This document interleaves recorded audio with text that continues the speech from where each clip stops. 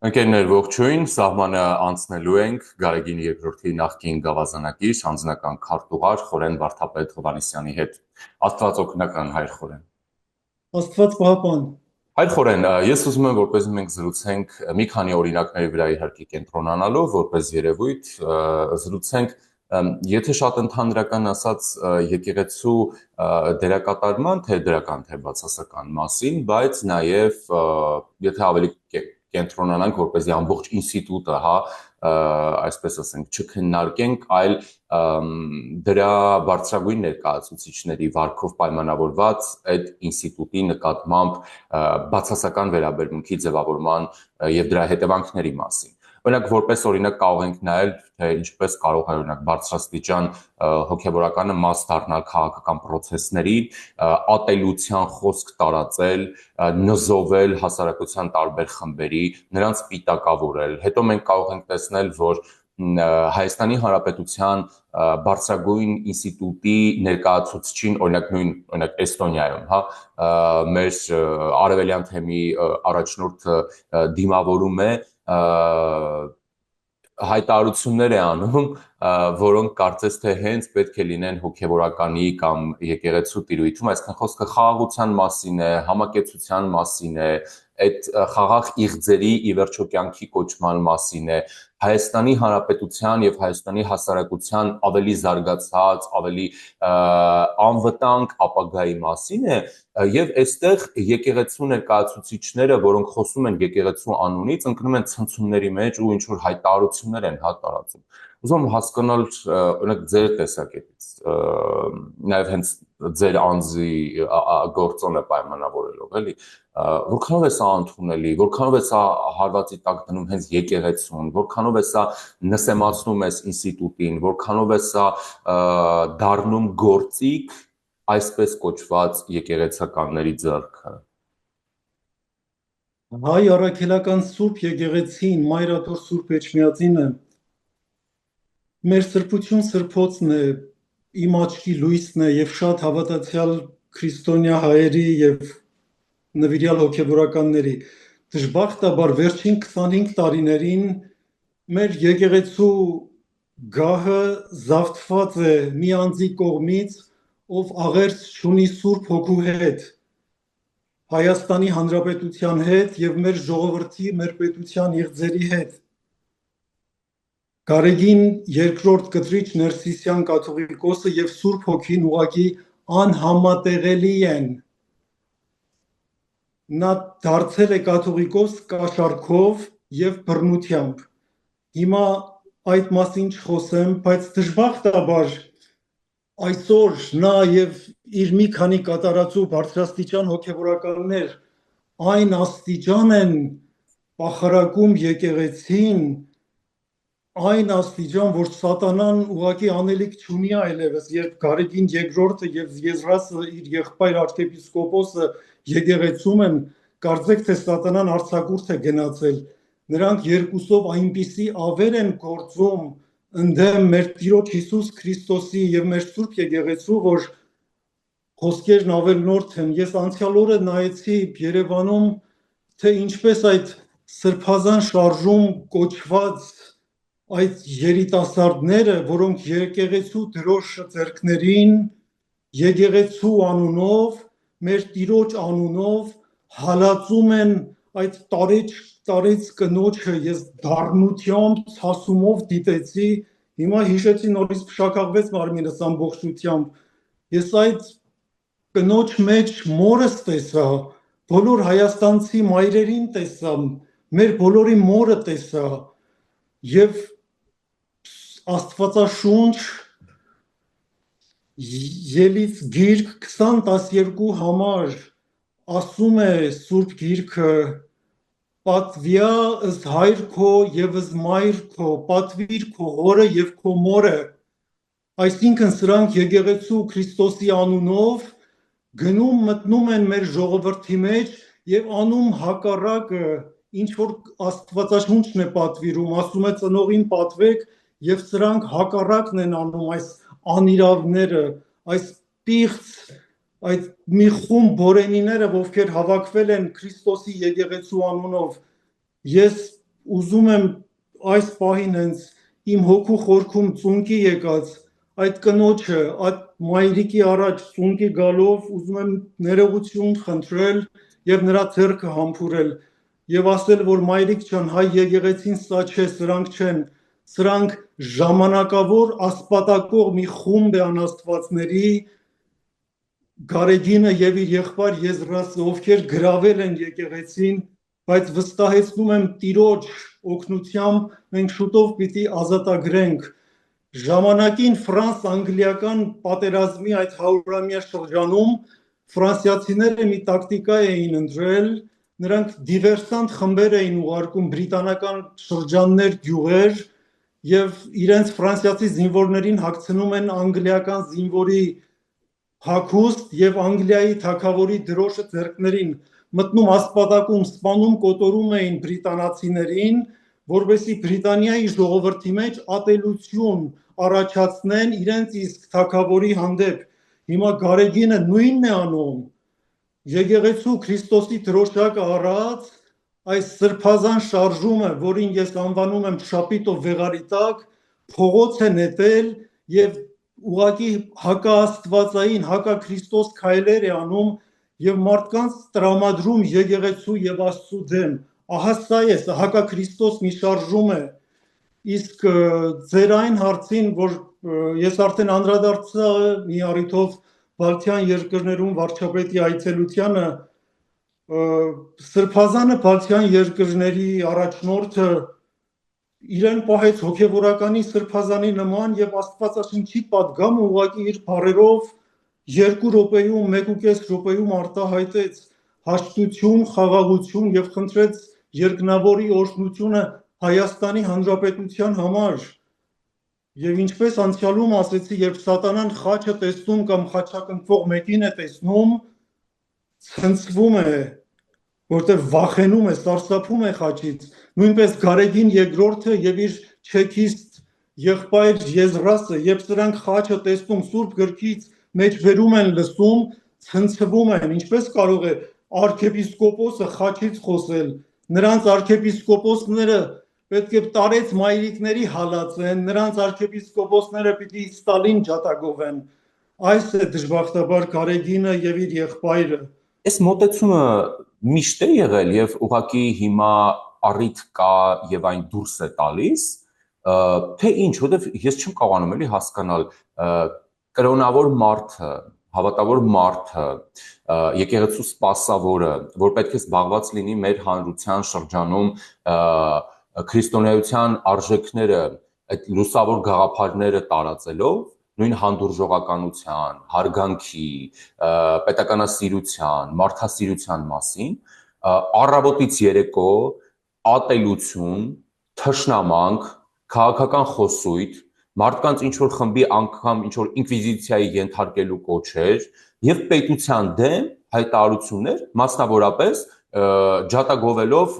ռուսական գաղութատիրությունը։ Ուզում ասեմ, սա միշտ եղել է, սա մեր եկեղեցու վերնախավի խորը համոզմունքն է այս ամեն ինչ որ ես թվարկեցի, հակաքրիստոնեությունը մեր եկեղեցու վերնախավի բարոյական կոդեքսն է, հակապետականությունը մեր եկեղեցու վերնախավի գոյատևման միակ ճանապարհն է։ Այստեղ մի շատ կարևոր աշխարհաքաղաքական նրբություն կա, որ ցավոք լայն մասաները, լայն հասարակությունը չի տեսնում։ Ես ուզում եմ հիմա մեր բոլորի ուշադրությունը դրա վրա սևեռել։ Սովետական տարիներին բոլոր երկրներում Սովետ միության ողջ տարածքում ուղղակի եղել է այդպես, որ որևէ բնակարարում, նաև եկեղեցում առաջ գնալու կարիերա անելու համար պետք էր հավաքագրված լինել եւ նա երիտասարդ տարիքից հավաքագրվել է եւ ինչպես ես մեկ ամիս առաջ հայտարարել եմ, հիմա էլ վերստին ուզում եմ փրկեմ հայտարարեմ, որ 1979 թվականին Բոն քաղաքում Գերմանիայի գերմանական իշխանությունները բացահայտում են, որ նա KGB-ի գործակալ լրտես է եւ մեկ օրվա մեջ ձեռնաշղթաներով օդանավ բարձրացնում եւ արտաքսում են Մոսկվա, հանձնում ռուսներին։ Հիմա եթե ինքը կաթողիկոսի գահին բազմած մարդ է, եթե գտնում է, որ իմ խոսքերի մեջ զրպարտություն կա, ոչ փողի խնդիր ունի, ոչ փաստաբանների, խնդրեմ թող ինձնից պատիվ պահանջի զրպարտության դեմ եւ տեսնենք ով ինչ կարող է ապացուցել։ Մեկ ամիս առաջ ասել եմ, հիմա նորին վերստին կրկնում եմ։ Ձեռնոց եմ նետում իրեն եւ իր չեքիստ եղբորը, Եզրաս arczepiskopos-ին եւ Գարեգինին։ Ասում եմ, որ դուք գործակալ եք, ծառայում եք օտար պետության։ Հիմա անցնեմ ձեր հարցին։ Սովետական շրջանում գրեթե օրինաչափ էր եւ ամեն մարդ ասում էր ունենք այն, ինչ ունենք։ Օրինակ հարևան Վրաստանից մի օրինակ բերեմ, կարծեմ 2011-ին էր, երբ Սահակաշվիլին հայ եկեղեցին մի քանի այլ կրոնական հարանվանությունների հետ միասին գրանցեց եւ իրավաբանական ստատուս տվեց, վրաց պատրիարքարանը ըմբոստացավ եւ երթեր էր կազմակերպում, որ հայ եկեղեցուն այդ իրավունքը չտա նախագահան։ Եվ Սահակաշվիլին մի քանի անգամ պատրիարքին խնդրեց, ասեց, որ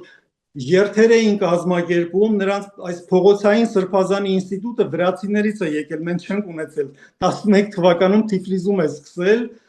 պատրիարքարանը հայերից դեմ ահավոր արշավ սկսեց երթեր ողջ քաղաքով։ Պատրիարքը արհամարեց Սահակաշվիլու մի քանի խնդրանքները եւ չէր դադարեցնում։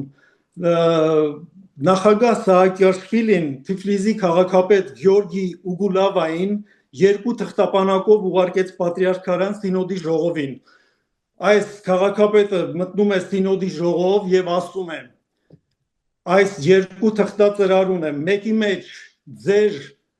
այն խայտարակություններն են, ձեր այն խումբն է, ովքեր Ֆարաջայի տակ զուգագուլպա եք կրում, եւ երկրորդ հաստափոր թղթապանակում ձեր այն խմբի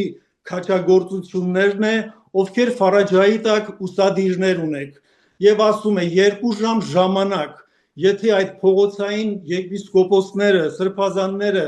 ժողովրդին տուն չուղարկեն, այս ցուցակը հրապարակում եմ եւ արհամարական լքում է Սինոդը։ Դեռ գրասենյակ չհացած 15 րոպե հետո Թիֆլիսի փողոցները մաքրվում են եւ բոլոր սրբազանները գնում են իրենց տներով, եկեղեցիներով։ Այսինքն սա սովետական ողջ տարածքում օրինաչափ էր, ինչպես նաև Հայաստանում, բայց քանի դեռ Ռուսաստանը եւ Ադրբեջանը դաշնակիցներ չէին դարել, բոլորն ասում էին ունենք այն, ինչ որ ունենք։ Ուղղակի այս կաթողիկոսը եւ իր եղբայր arczepiskopos Եզրասը ծառայում էին Մոսկվային, բայց հիմա 4-5 տարի է նրանք ծառայում են Մոսկվային եւ Բաքվին։ Բաքուն եւ Մոսկվան դաշնակիցներ են եւ նրանց գործունեությունը հայաստանյան հակապետական ուղղակի անհանդուրժելի է դառնում։ Նրանց չեքիստ լինելը, ԿԳԲ-ի գործակալ լինելը գրեթե օրինաչափություն էր մինչև 4-5 տարի առաջ, բայց այլևս ազգային անվտանգության խնդիր է Հայաստանի Հանրապետության համար։ Հիմա հաջորդ ամսի 17-ին նրան Լուբյանկայից հրաման է իջել, ես ամբողջ տեղեկությանը տիրապետում եմ, պետք է գնա ողջագուրվի Լուկաշենկոյի հետ, պետք է գնա նվերներ, շքանշաններ փոխանակվի Լուկաշենկոյի հետ։ Սրանք հասկանում եք, Ժիրայր ջան, չափազանցություն չէ։ Լուկաշենկոն բողոքել է Մոսկվա եւ ասել, որ ձեր պատճառով Փաշինյանը ինձ հրապարակավ, ապտակեց եւ ասաց, քանի դեռ Լուկաշենկոն նախագահ է, Հայաստանից ոչ մի պաշտոնյա չպիտի գա։ Բողոքել է, որ ձեր պատճառով հարվածները ես եմ ուտում եւ Մոսկվայից նրան նվեր են արել։ Ասել են, որ հիմա մենք քեզ մի հատ կաթողիկոս կտանք, մի հատ էլ օլիգարխ, պաշտոնյա չեն կարող տալ, նույնիսկ Լուկաշենկոն պատրաստվում է, ես տեղեկություն ունեմ, իր օդանավը ուղարկել, որպեսզի մայիս 17-ին Գարեգինին տանի Մինսկ։ Այնտեղ ծխական համայնքային մի փոքր եկեղեցի են կառուցել, ոչ Այա Սոֆիա 2-ն է, որ կաթողիկոսը անձամբ պիտի գնա օծի, ոչ էլ Բելարուսի համայնքը տվել է աշխարհին Այվազովսկի կամ Շարլ Ազնաուր։ Ուղղակի ուզում են Հայաստանին ստորացնել, նսեմացնել եւ Լուկաշենկոյի կներեք այդ բառը պիտի ասեմ Եզրասը Գարեգինը Լուկաշենկոն պատցան են այդ պատցանական իր ամբիցիաներին հագուրդ տալու համար ուզում են ասեն տես մենք քո մոտից կաթողիկոս ենք տանում Մինսկ 3 տարի է Ուկրաինայի հայ համայնքը 400,000-անոց հրթիռակոծությունների տակ է այս մարդը իր ստորագրում է ամենայն հայոց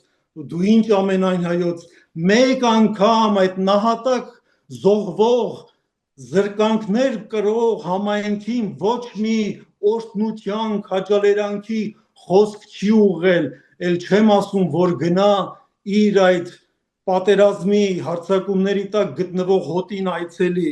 400,000-անոց հայ համայնք 3 տարի պատերազմի մեջ անտեսված 100%-անոց իրեն ամենայն հայոց կաթողիկոս համարող Գարեգին երկրորդի կողմից սա ամենայն հայոց կաթողիկոս չէ սա ամենայն հայոց ամոթ է ուղղակի Գարեգինը եւ իր եղբայրը այնպիսի դավաճանական քայլեր են անում որ Պետրոս Գետադարտ դավաճան կաթողիկոսը սրանց կողքին հրեշտակ է երևում արդեն տեսեք Մոսկվան ում է պարգևատրում ում է շքանշաններ տալիս Ալիևներին եւ Ներսիսյան եղբայրներին Գարեգինին եւ Եզրասին Ալիևներին տալիս է որպեսի հարձակվեն Սյունիքը գրավեն խնդրում հորդորում պարտադրում է իսկ Գարեգին Ներսիսյաններին տալիս է եղբայրը մի ամիս առաջ ստացավ իսկ Գարեգինին շքանշանը տվել էին Արցախի շրջափակումից մեկ ամիս առաջ Ալիևներին տալիս են որպեսի հարձակվեն Հայաստանի վրա իսկ այս Ներսիսյան եղբայրներին տալիս են որպեսի Ներսիս ջլատեն եւ դարպասները բացեն թշնամու առաջ սա է մեր իրականությունը եւ չգիտեմ ինչպես պիտի մեր ժողովուրդը հանդուրժի որ այս դավաճանական քայլը ամսի 17-ին անեն եւ այս հրեշը գնա եւ մեր երկրի ընտրված իշխանություններին եւ Հայաստանի Հանրապետությանը այդպիսի հարված հասցնի ողջագուրվի շքանշաններ Լուկաշենկոյի հետ ով որ հայտարարել է որ մասնակցել է Հայաստանի դեմ պատերազմին քննարկել է այդ պատերազմ Ալիևի հետ եւ նա փորձել է սկզբում հակաճառել իր տերերին Լուբյանկա ասելով որ ես Հայաստանում դժգոհություն կունենամ Լուկաշենկոյի այս հակաարցախյան հայտարարության համար նրան ասել են լավ անհոգ եղիր կոմպրոմիսի են գնացել ասել են հրավերը Լուկաշենկոյի կողմից չենք անի հրավերը կանենք քո եղբոր Եզրասի կողմից իբրև Մոսկվայի եւ Բելարուսի առաջնորդի ինչպես ռոբասերժական այդ կրիմինալ դիկտատուրայի տարիներին թղթով ամեն ինչ ճիշտ էր լավ էր հիմա նորից թղթով ասում են Եզրասն է քեզ հրավիրել Լուկաշենկոն չէ եթե Հայաստանում դժգոհություններ լինեն կասես Եզրասն է հրավիրել Լուկաշենկոյի հրավերով չեն գնում սա է ցավոք մեր իրականությունը Հայրխորեն իհարկե ներողություն եմ խնդրում բայց կարծում եմ շատ-շատերը խորապես թքած ունեն Գարեգինների, Եզրասների, Բագրատների վրա, այլ մեր բոլորի մտահոգության առանցքում եկեղեցին է, որ սրանց նմանների գործունեությունից տուժում է, հա։ Լավ, այս դեպքում ինչ անել։ Լուսահոգի Գարեգին առաջինը ով շատ կարճ եղավ 4-5 տարի մի երբ եկավ Հայաստան ես նաև իր վերջին գավազանակիրն եմ եղել կյանքի իր վերջին 1.5 տարին ամեն օր իր հետ եմ եղել մի խոսք ուներ ասում էր անտարբերություն 8-րդ մահացում է երբ եկավ Հայաստան մեզ ճանաչեց հայաստանցիներից ցնցված էր մեր անտարբերությունից ամեն ինչի հանդեպ բանալին այստեղ այդ անտարբերությունն է ցավոք մեր ժողովուրդը կարծես թմբիրի մեջ լինի իր պետականությունը եւ առաքելական եկեղեցու ունենալու գիտակցության բարձր այդ մակարդակը դժբախտաբար չունենք բայց ես վստահ եմ որ սառույցը սկսել է հալվել տեղից շարժվել եւ ցնցված է ուղակի այդ հրեշը որը գրավել է Գրիգոր Լուսավորչի գահը երբեք այսքան լավատես չեմ եղել հիմա ցնցումներ եմ տեսնում ուղակը բավական սեղմված է նրա շուրջ ասացիս ապացույցը որ հեղափոխությունից հետո կարգալուծություններ գրեթե չի արել շատ քչերին։ Սա նաև հեղափոխության եւ Նիկոլ Փաշինյանի շնորհքն է, որ հոգեվորականները չեն ընդունում։ Տեսնենք հիմա որոշ բաներ կան մտքումս, ես աշխատում եմ որոշ պլանների վրա, բայց հիմա չեմ կարող բարձրաձայնել։ Իմ կյանքի նպատակն է, որ Սուրբ Էջմիածինը ազատագրենք եւ ինչպես ես եմ պանդուխտ, այնպես էլ նրա Էջմիածին գալով Սուրբ Հոգին է պանդուխտ եղել եւ լքել Սուրբ Էջմիածինը։ Իմ նպատակն է Սուրբ Հոգին վերադարձնել Մայրաթոր Սուրբ Էջմիածին։ Շատ շնորհակալ եմ ձեզ, Հայր Խորեն։ Սիրով Աստված պահապան եւ հաջողություն ձեզ։ Ընկերներ, զրուցակիցս Գարեգինի երկրորդի նախկին գավազանակիր, նրա անձնական քարտուղար Խորեն Վարդապետ Հովհաննիսյանն էր։